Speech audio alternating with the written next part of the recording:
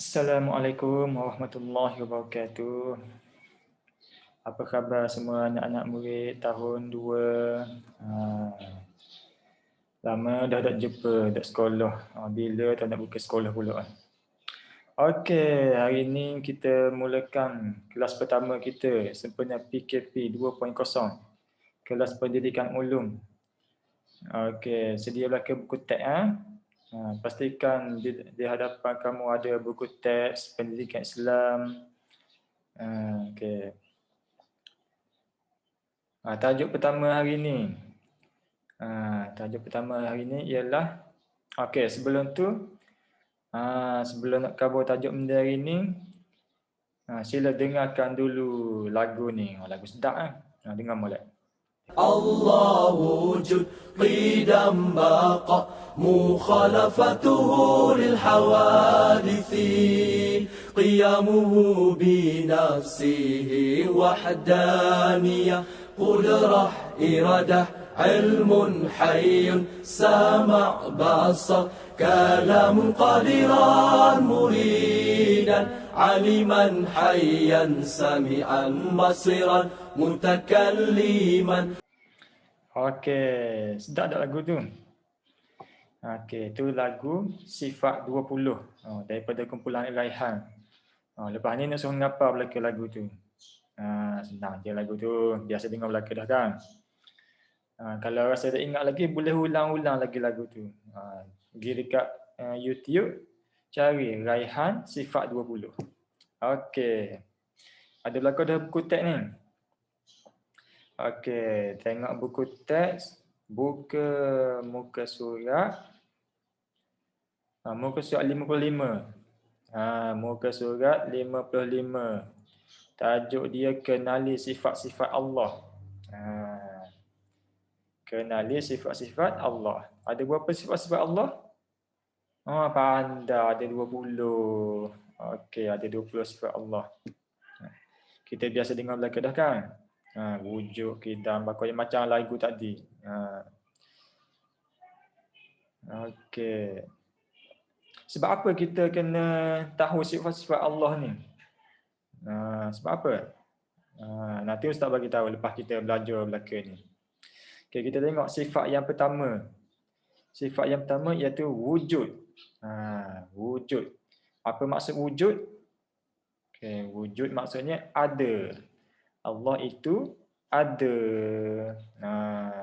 Kita pun ada juga tapi tak lama lagi kita akan mati. Allah mati tak? Allah tidak akan mati sampai bila-bila, kekal selama-lamanya. Okey, yang nombor 2, qidam.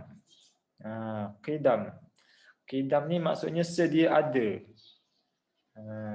Allah ni tidak dilahirkan. Allah ni tak ada mak ayah macam kita ni, mak kita melahirkan kita.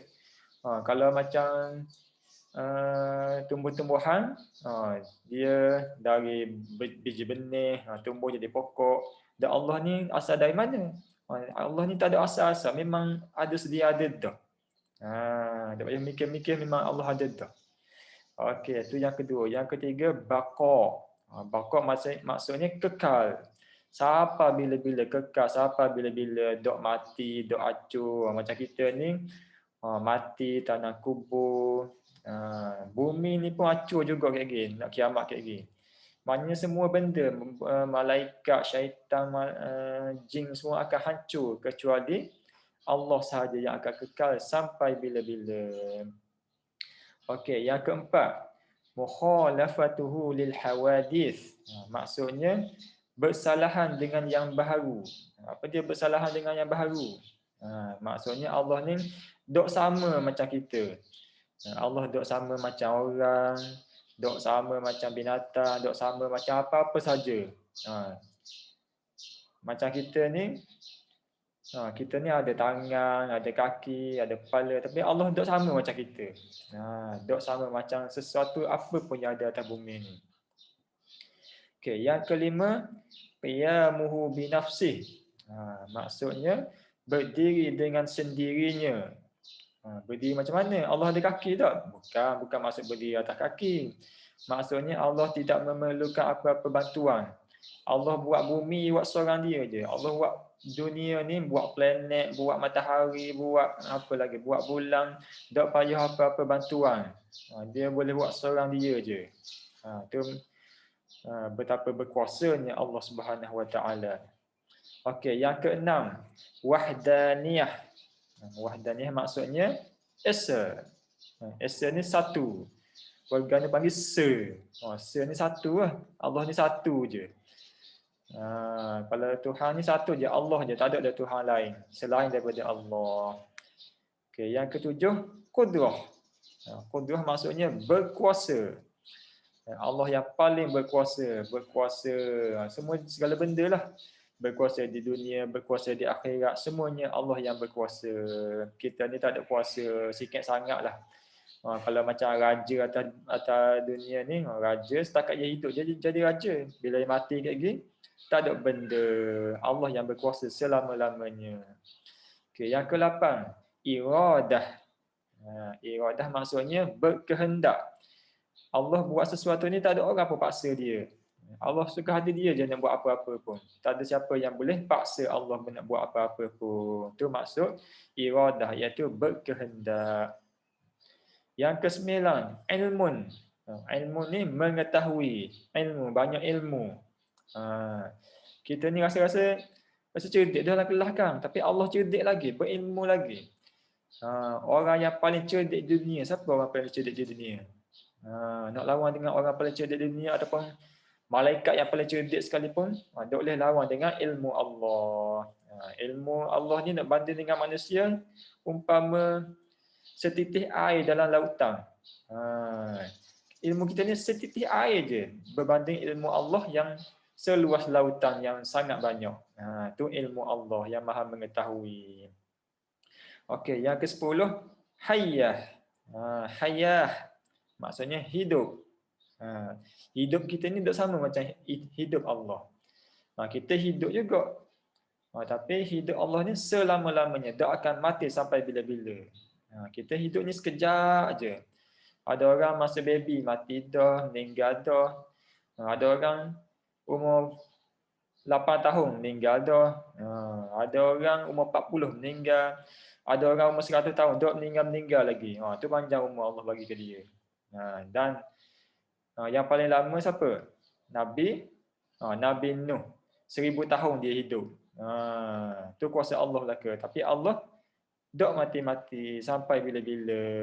Hidup selama-lamanya. Okey, yang ke-11.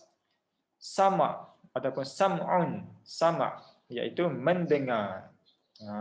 Kita ni dengar tak? Kita ni dengar juga. Ada telinga.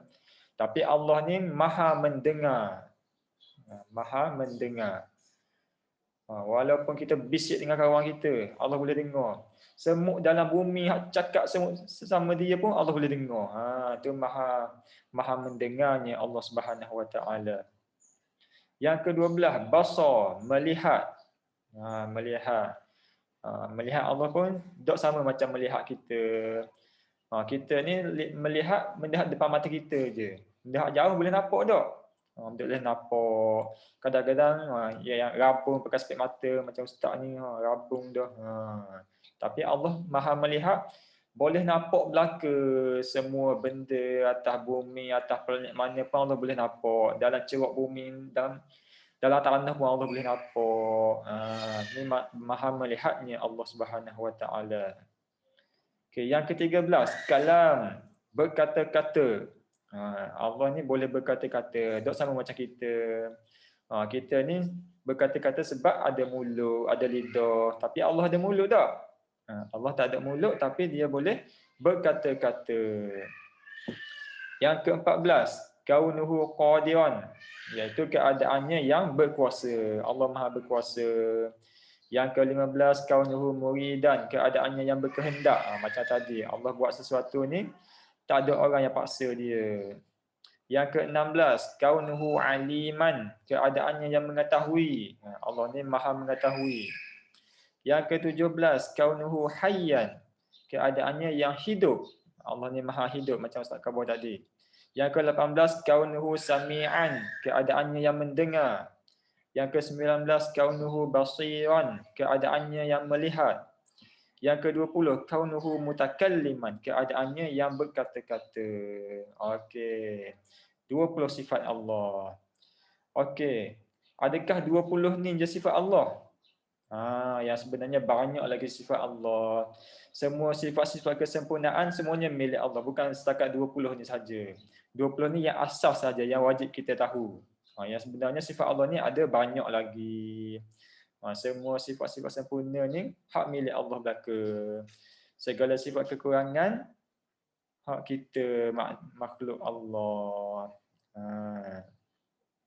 Okey, ustaz nak tanya tadi sebab apa kita kena tahu, kena hafal, kena tahu sifat-sifat Allah ni. Sebab Allah ni contohnya Allah ni wujud kan. Allah ni wujud. Kita kena tahu Allah tu ada. Kalau lah orang tu tak tahu yang Allah tu ada, apa akan jadi? Rasanya habis dia buat jahat, dia ropok bank, ropok curi bahan orang. Sebab apa dia bahan orang? Sebab dia tahu tak ada Tuhan. Aku buat jahat pun bukannya Tuhan marah pun, Tuhan pun tak ada, dia kata gitu. Sebab itulah kita percaya Allah ni ada. Walaupun kita tak nampak, kita masih percaya Allah itu ada. Okey. Setakat ni dulu sifat-sifat 20. Nak suruh hafal seorang-seorang. Boleh? Kalau ada ingat, tengok video tadi. Ulang balik. 10 kali, 20 kali, 100 kali. Aku andalah siapa ingat. Boleh? Okey, sekian. Assalamualaikum warahmatullahi wabarakatuh.